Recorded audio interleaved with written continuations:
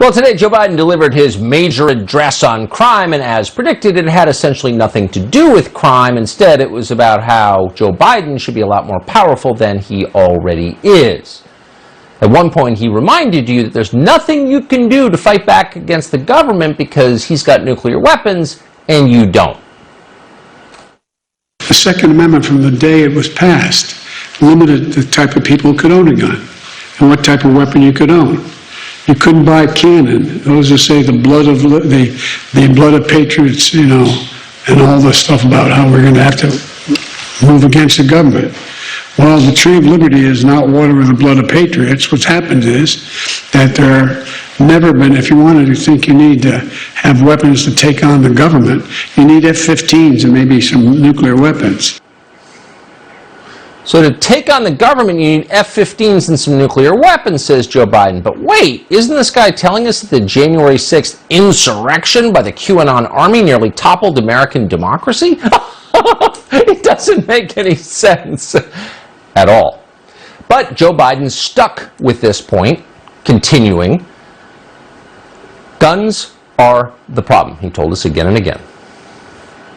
Now, the gun lobby wants you to believe that cities that are had the toughest gun laws still have the highest rates of gun violence. The violence is, so they argue, why do you need those gun laws if they don't work in cities that have tough laws?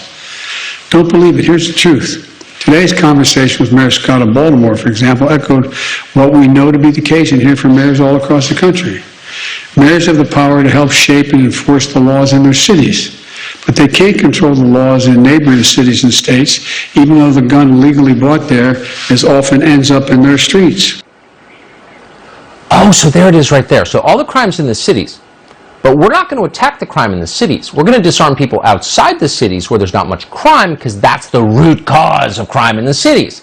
But what it doesn't explain is if guns cause crime, say in Chicago, they're always saying huge murder rate in Chicago, very low murder rate in Indiana, rural Indiana, but they're saying all the guns come from rural Indiana.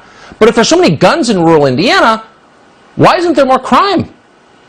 Oh, it doesn't make sense. And what makes even less sense is that these cities, where crime really is a life-changing problem, aren't even enforcing their own gun laws, the ones on the books.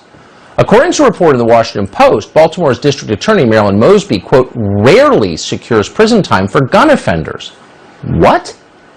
If you want to stop crime, you would incarcerate people who use guns to hurt other people, but they're not.